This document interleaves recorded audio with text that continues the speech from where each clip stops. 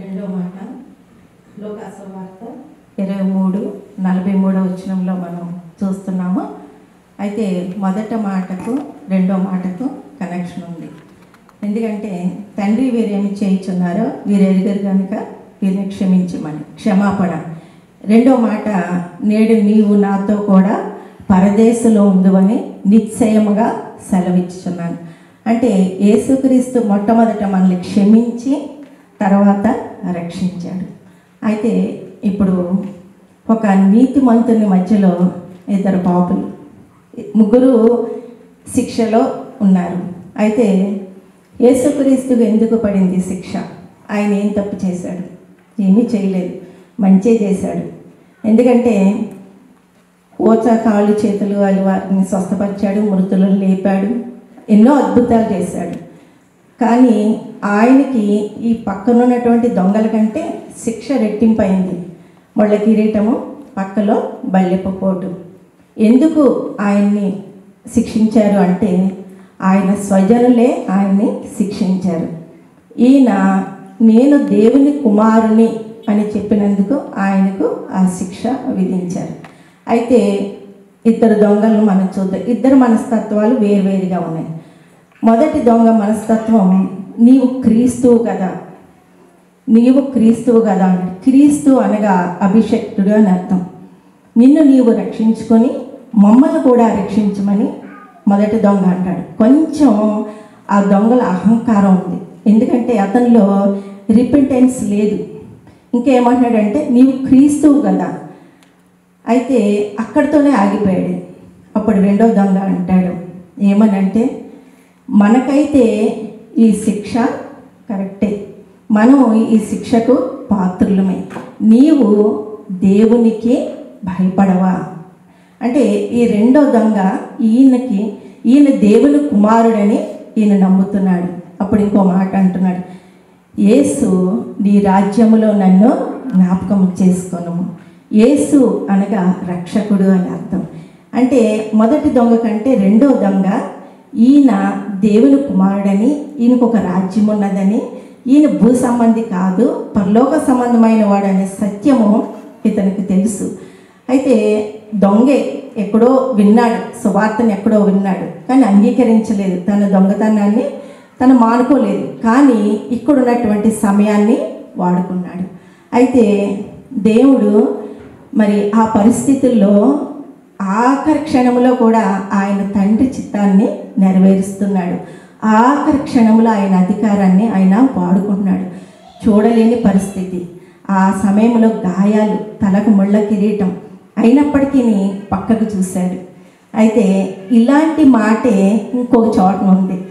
నేడు నీవు నాతో కూడా పరదేశంలో ఉండు. నేడు అనే మాట ఇంకొక చోటన వాడాడు.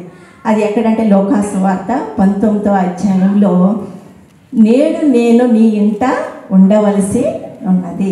ఆ మాట ఎవరితో అంటాడంటే జక్కయ్యతో అంటాడు. ఆ జక్కయ్య అని ఏ సందర్భంలో అన్నాడో చూద్దాం. లోకాసు వార్త 19వ అధ్యాయంలో యేసు యెరికోలో సంచరించుచుండగా అక్కడ బహుజన సమూహం మధ్యలో గుంపులుగా ఆయన చుట్టూ చేరుకున్నారు. గుంపులుగా యేసయ్య ఎక్కడున్నా గుంపులే. బహుజన సమూహము ఆయనతో ఉన్నప్పుడు అప్పుడు సుంకపు గుత్తదారుడు ఈ యేసు ఎవరో అని చూడగోరెను. చాలా స్పష్టంగా ఉంటుంది, యేసు ఎవరో చూడగోరెను. చూడాలనేటువంటి ఆశ తినలో ఉంది. చూడవలసిన అవసరం లేదు, ఎందుకంటే ఈయన ఒక ఇన్కమ్ ట్యాక్స్ ఆఫీసర్. కానీ యేసుని ఈరోజు ఎలాగైనా చూడాలని వచ్చినప్పుడు యేసు చుట్టూ గుంపులుగా ఉండటం వల్ల ఆయన చూడలేకపోయాడు. కానీ నాకెందుకులని వెనక్కి తిరగకుండా ఆయన వచ్చే మార్గం ఎక్కడో చూసుకుని వెంటనే వెళ్ళి మేడి చెట్టు ఎక్కినట్టుగా చూస్తున్నాం. అంటే ఇక్కడ సుంకపు గుత్తదారుడు మేడి చెట్టు మీద ఉన్నాడు, ఇక్కడ దొంగ సిలువ మీద ఉన్నాడు. ఇద్దరు ఒకే స్థాయిలో ఉన్నారు. బాగా ఆలోచించాలి, ఇద్దరు ఒకే స్థాయిలో ఉన్నారు. అయితే ఈ దొంగకి ఇంకో అవకాశం లేదు, ఆ సిలువ మీద నుంచి దిగి వచ్చి మంచి క్రియలు చేయడానికి లేదు. లాస్ట్ సమయంలో ఆ సమయాన్ని వాడుకున్నాడు. ఈ సుంకపు గుత్తదారుడు క్రియలు చేయడానికి దేవుడు ఒక అవకాశం ఇచ్చాడు. ఎప్పుడైనా చూడండి, యేసయ్య భూమి మీద మనతో ఉండాలనుకుంటాడు, పరలోకంలో ఆయన మనము ఆయనతో ఉండాలనుకుంటాడు. ఈ రెండింటికి ఉన్నటువంటి వ్యత్యాసం. మన కుటుంబంలో, మన పిల్లలతో, మన జీవితాల్లో, మన కష్టాల్లో, మన సుఖాల్లో మనతో ఉండాలనుకుంటాడు. అందుకని సుంకపు గుత్తదారుడు వెంటనే సంతోషంగా యేసును చేర్చుకొనెను. వెంటనే వెళ్ళిపోయాడు యేసయ్య. ఆ రోజే మనం చూడండి, ఎవరైనా మనల్ని ఇన్వైట్ చేస్తే రేపు వస్తాం, రేపు చేస్తాం, మీరు ప్రార్థన చేసుకుని రెడీగా ఉండండి, మేము వచ్చి స్వస్థత ప్రార్థన చేస్తామని ఇక్కడ ఏమనలేదు. వెంటనే వెళ్ళిపోయాడు. ఎప్పుడైతే మరి యేసుని చేర్చుకున్నాడో తన జీవితం మారిపోయింది. తన జీవితం ఎలా మారిపోయిందంటే, తను ఎవరికి ఎంత ఇవ్వాలో ఆ 4 అంతలు, ఎవరి దగ్గర నేను అన్యాయంగా తీసుకుంటే 4 అంతలు నేను ఇస్తాను అన్నాడు. అంటే అతని హృదయంలో ఒక మార్పు వచ్చేసింది. అప్పుడు ఏమంటున్నాడంటే, ఇతడును అబ్రహాము కుమారుడే. అంటే క్రియల మూలముగా ఇతన్ని అబ్రహాము కుమారుడిగా దేవుడు చేశాడు కనుక. అంటే ఈ సుంకపు గుత్తదారుడు భూమి మీద అనేక మందిని దేవుని తట్టు తిప్పే అవకాశము ఇతనికి ఉన్నది కనుక ఒక అవకాశం ఇతనికి ఇచ్చాడు. ఇంకేమన్నాడంటే, నేడు ఈ ఇంటికి రక్షణ వచ్చి ఉన్నది. ఉచితంగా తీసుకున్నాడు. రక్షణ అనేది ఉచితంగా తీసుకున్నాడు. ఎప్పుడైతే యేసయ్య తన ఇంటికి వచ్చాడో తన జీవితము మారిపోయింది. ఇక్కడ యేసయ్య వీళ్ళింటికి వస్తానన్నాడు. నేడు నేను నీ ఇంట ఉండవలసి ఉన్నది. ఆయన ఈ ఇంటికి వచ్చాడు. ఇక్కడ ఏమిచ్చాడంటే భూమి మీద రక్షణనిచ్చాడు. అక్కడ పరలోకములో మనము ఆయనతో ఉండాలనుకుంటున్నాడు. అక్కడ మనకి ఏముందండి? నిత్య జీవము. కనుక ప్రతి సమయాన్ని మనము వాడుకోవాలి. అంటే ఒక్కళ్ళైనా రక్షించాలి, ఒక్కళ్ళైనా సరే దేవుని తట్టు మనము తిప్పాలి. అందుకనే ఆయన అంటున్నాడు, అంత బాధలో కూడా ఒక ఆత్మను ఆయన రక్షించాడు.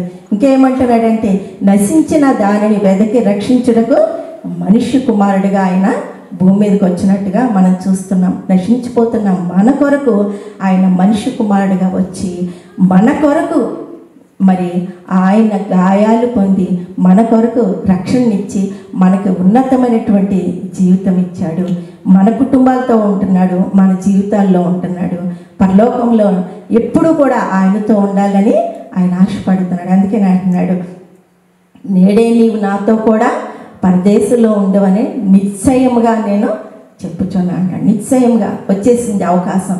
చిన్న చేంజ్, ఒక చిన్న చేంజ్ ఆ దొంగలో తన యొక్క స్థాయిని మార్చేశాడు. దేవుడి కొద్ది మాటలు దీవించాడు.